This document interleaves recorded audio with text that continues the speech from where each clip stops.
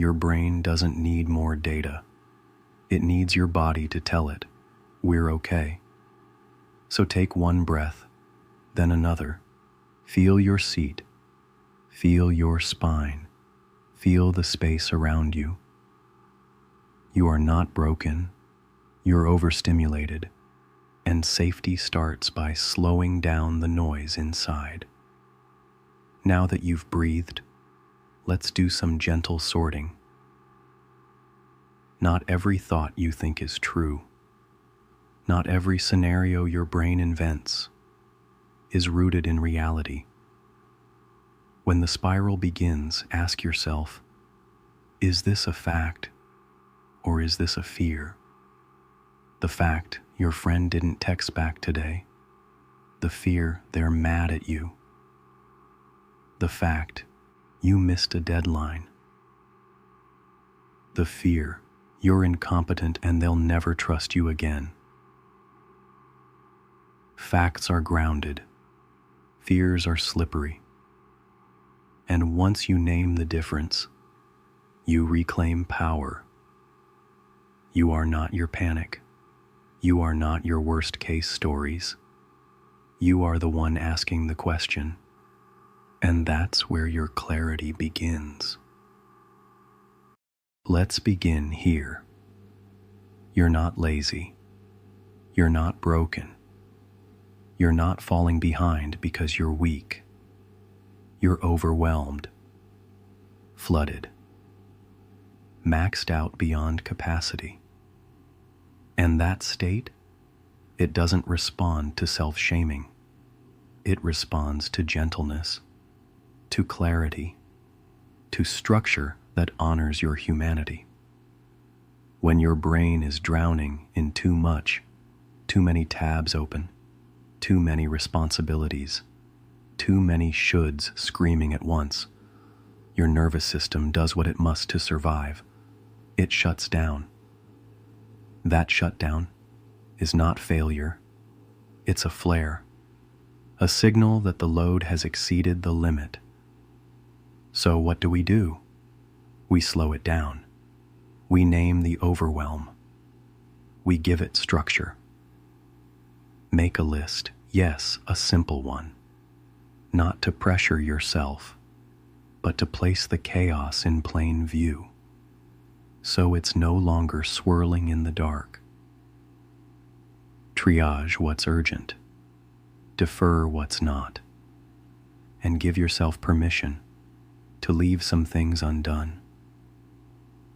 Not everything is yours to carry, and not everything is meant to be solved today. Let relief come from knowing. It's not that you're lazy, it's that no one ever taught you how to organize your overload with compassion. But today, you start learning, not how to hustle harder, but how to be human, with grace. Before your mind can sharpen, your body must soften. That's the paradox. You can't force focus. In a field of internal danger, you can't think clearly when your nervous system is stuck in fight, flight, or freeze. Mental clarity is a byproduct of emotional safety. And safety isn't just a buzzword. It's a biological state. Ask yourself, what does safety feel like to me? Where do I feel safe in my day? In my relationships? In my inner dialogue? You won't find clear thoughts in a hostile inner monologue. You won't find creativity when you're bracing for the next collapse. So we start by building a soft space in your routine, in your breath, in the words you speak to yourself. Not every moment will feel safe, but some can. And those moments become anchors. Today, protect those anchors. They are not indulgent. They are essential. Because your clarity, Your ability to make decisions, to act, to move, depends on how safe your system feels. It's not about pushing through, it's about softening in. That's where the clarity lives, and you're learning to meet it there. Thoughts are loud, but not every thought is true, and not everyone needs a front row seat in your awareness. Your brain is a storyteller. It spins narratives, fills gaps, and rehearses worst-case scenarios, like it's trying out for a tragedy. But you are not obligated to believe every story it tells. Just because a thought feels urgent doesn't mean it's accurate. Just because it screams doesn't mean it holds wisdom. You get to be the editor. You get to choose which thoughts get airtime and which ones get archived. Sometimes, clarity begins not by adding more knowledge, but by subtracting the noise. So today, notice the thought, name it, then ask, is this useful? Is this true? Is this kind? If it's not, you don't have to keep it. Let the fog pass. Your clarity doesn't shout. It waits patiently beneath the storm. You're not lazy. You're overloaded. There's a difference between a lack of discipline and a nervous system at capacity.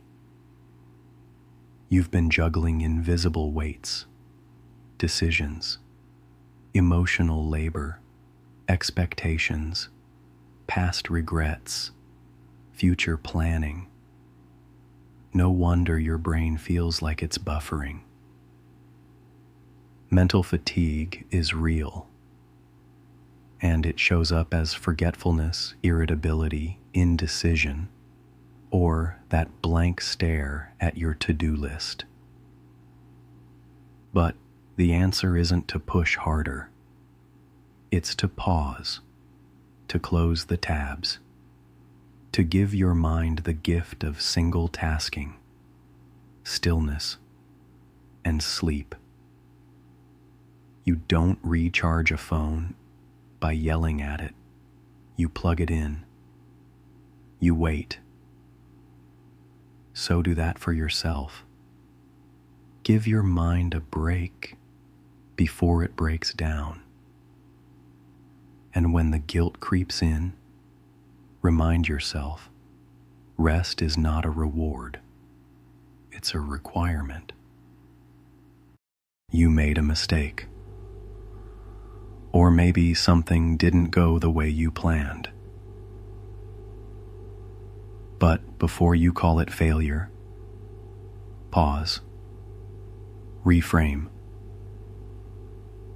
What if this wasn't a collapse, but a course correction? What if it wasn't rejection, but redirection? Failure isn't the end. It's just a loud teacher.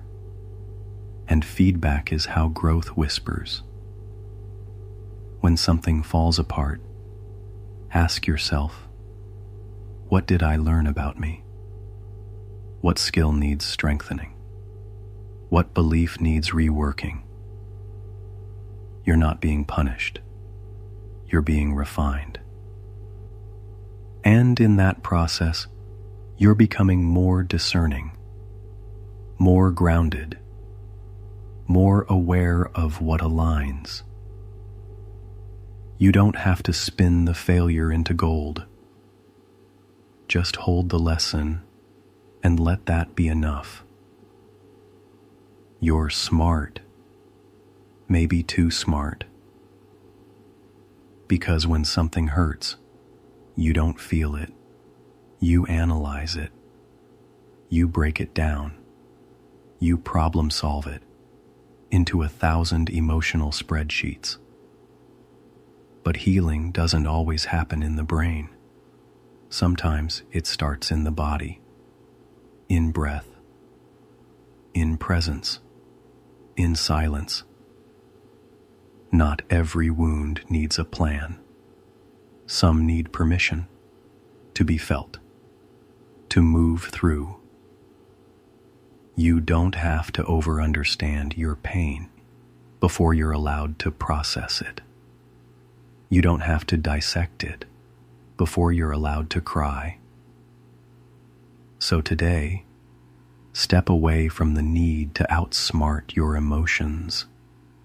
Instead, trust them, trace them, let them say what they came to say. Because sometimes the most intelligent thing you can do is stop thinking and start listening. You've been grading yourself on how well you hold it together while falling apart. You assess your worth by how productive you stay, even when your heart is heavy and your brain is fogged with fear. But listen, survival is not a performance, and pain is not a test. You don't get extra credit for suffering silently or pretending you're fine. When you're in crisis, your baseline shifts. The goal isn't perfection, it's preservation. So instead of asking, "Why am I not doing more?" ask, "What would compassion look like right now?"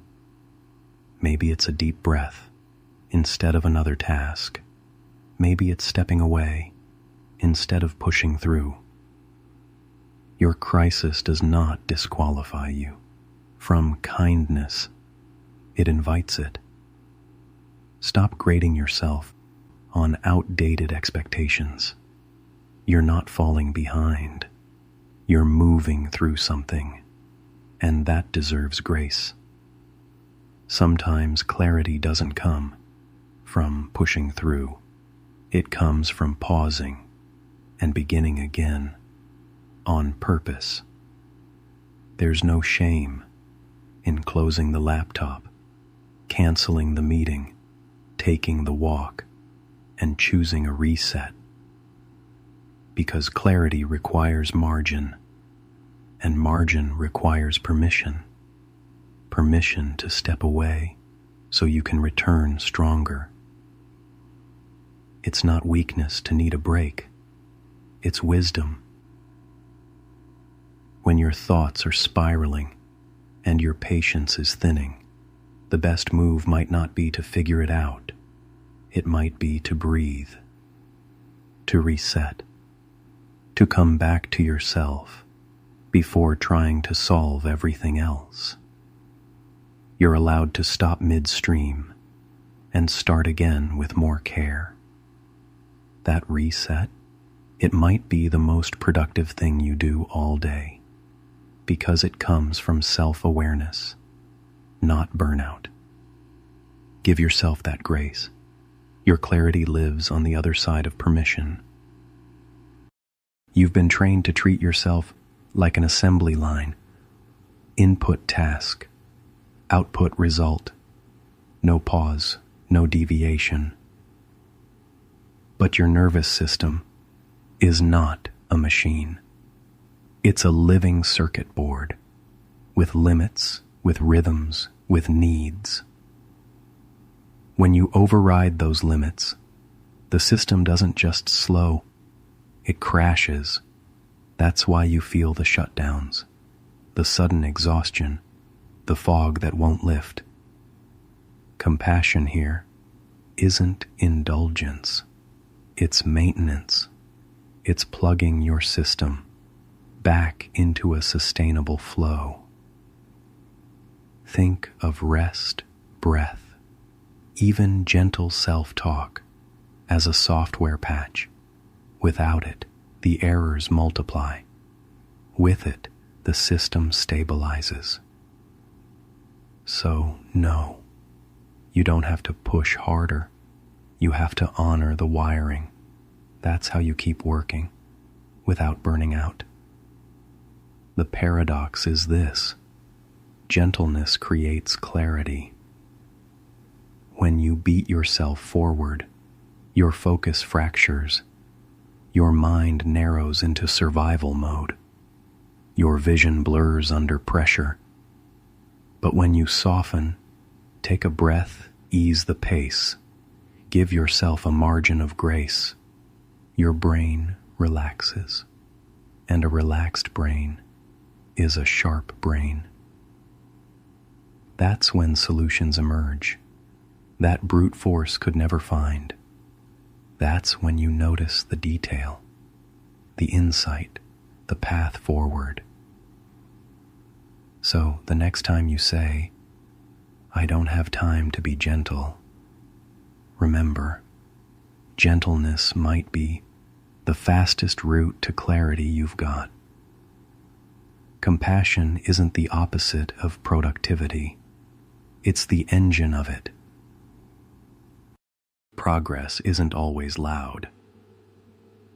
It isn't always a breakthrough, a finished project, or a dramatic transformation. Sometimes it's washing the dishes when your body feels heavy. Sometimes it's sending one email instead of the 10 on your list.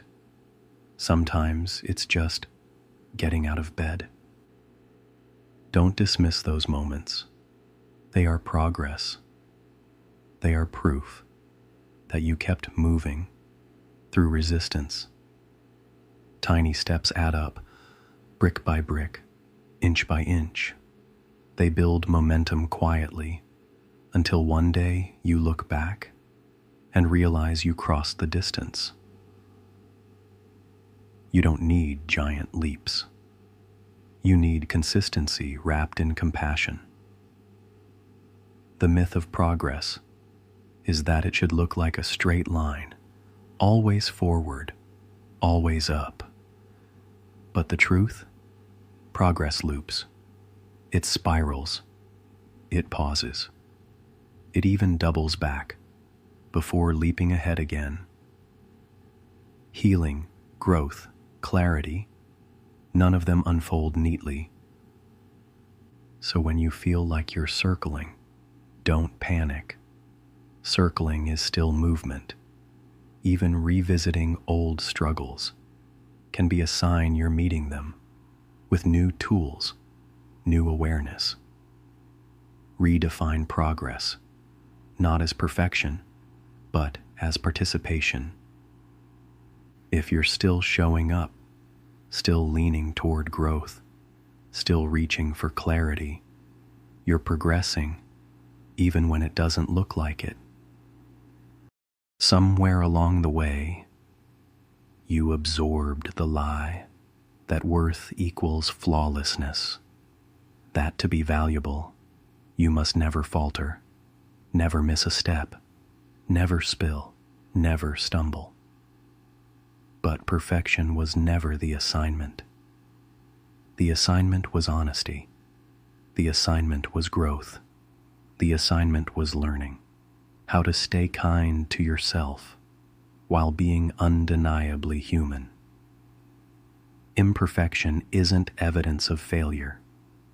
It's evidence of life, of being in process, of walking the messy road every single person is walking, whether they admit it or not.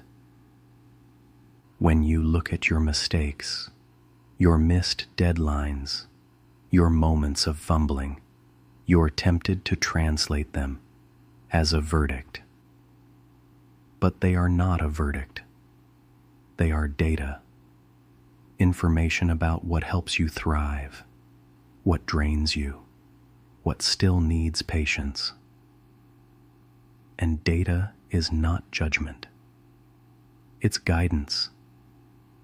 It points you to adjustments, not shame. So release the pressure to be flawless. Release the exhausting chase of presenting yourself as polished when you're still unfolding. You are not here to impress perfection, onto your story. You are here to live it, messy margins and all. And maybe the most radical act is to stop apologizing for the places that aren't tidy yet. Notice this. When have you felt closest to another human being? Was it when they appeared flawless? Or was it when they confessed, "I'm tired too"? When they admitted, "I don't know what I'm doing either"?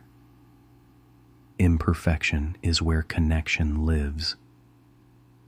It's the soft edge that allows another person to approach without fear of being measured.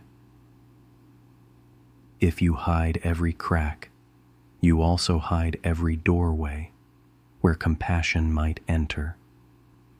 Your stumbles, your unpolished truths, your broken open moments. These are bridges.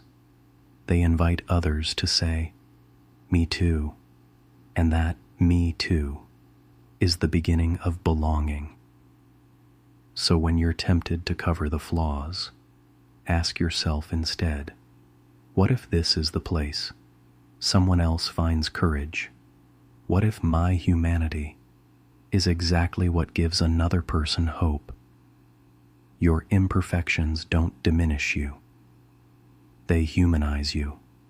They make your story livable, approachable, real. Perfection isolates. Imperfection connects. And connection, not flawlessness, is what heals. So breathe. Drop the performance. Let the cracks stay visible, because it's in those cracks that the light has a chance to get in. We've been conditioned to equate silence with absence. If nothing's happening, we think nothing exists. If no words are spoken, we assume nothing is being said. But silence is not emptiness. Silence is presence. It is the raw ground where clarity takes root. Think of a pond after a storm. The surface churns with waves. Mud rises from the bottom. Everything feels unsettled. If you keep thrashing in that water, the mud only clouds more. But if you sit still long enough, the particles settle, the water clears, and suddenly you can see, straight to the bottom. That's what stillness does for your mind. It lets the noise sink. It lets the chaos disperse. It lets the deeper truths emerge, not because you forced them, but because you made space for them to surface. So stop shaming yourself for needing quiet. Quiet is not wasted time. It is the laboratory where your brain does its most profound experiments. The pause between notes is what makes the music. The space between breaths is what makes rest possible. Silence is not nothing. It is everything, waiting to be heard.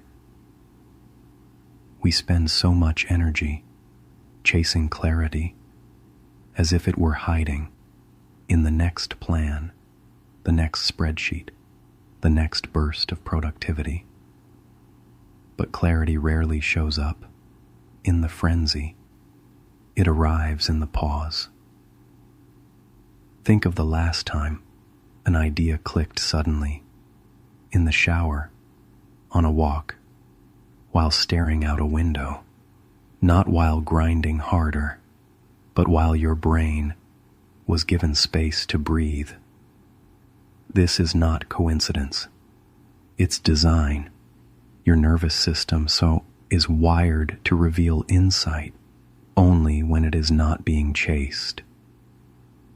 So, what does this mean for you? It means scheduling pauses with the same seriousness you schedule meetings. It means defending your stillness like you would defend your deadlines. Because without stillness, you don't get strategy. You get noise. The reset walk, the 2 minutes of closed eyes, the long inhale before you answer. These are not luxuries. They are clarity practices. Every pause you protect is a doorway through which new perspective enters. So if you feel lost, don't sprint harder. Stop. Be still. Wait for the answer. To walk quietly into the room. Clarity grows in stillness, and the stillness is always available, but only if you give yourself permission to enter it. You've been told a dangerous story. That strength means carrying everything by yourself. That asking for help is weakness. That leaning on others means you failed. But let's be honest. That story is unsustainable, and it's untrue. Even your own body defies it. Your heart doesn't beat in isolation. Your lungs don't breathe without oxygen from the trees. Your nervous system depends on co-regulation, the calming presence of another human. Self-sufficiency sounds noble, but it's not how you were designed. Isolation breeds burnout. Connection creates resilience. When you carry everything alone, your perspective narrows, your load grows heavier, and shame whispers louder. But when you share the weight, when you say, "Can you sit with me in this?" when the burden reshapes, it becomes bearable. Strength is not isolation. Strength is integration. It's knowing you were never meant to hold it all by yourself. Picture this: a bridge built of many planks. If one plank tries to hold the entire load, it breaks. But together, joined side by side, the weight distributes. The bridge holds. That's how community works. That's how support works. You were never meant to be the lone plank. You were meant to be part of the bridge. So give yourself permission to lean, to call the friend, to text the mentor, to let a professional help hold what feels unholdable. And here's the hardest truth. Sometimes you need to stop carrying altogether and allow someone else to carry you. That is not defeat. That is wisdom. That is trust. Because the measure of your worth is not how much weight you can bear. It's how willing you are to stay connected while you walk. So let yourself be carried too. You don't have to hold it all alone. Not today. Not ever. Take a breath here. You've done the work of untangling the weight. You've honored your limits. You've named your need for support. Now carry that gentleness with you into the next hour, because the journey doesn't end here. At 2 p.m., Florence Knight will join you, bringing her steady, measured wisdom to help you navigate the delicate art of relationships with yourself and with others. You're not stepping out of this path, you're stepping forward, and you don't have to walk it alone. You're not crazy. You're overwhelmed. There's a difference. Your brain is trying to protect you. It spins scenarios, replays conversations, and digs up every worst-case outcome. Not because it hates you, but because it wants to prepare you. It's working overtime to make sure you don't get blindsided. But that survival strategy, it's outdated. You're not in the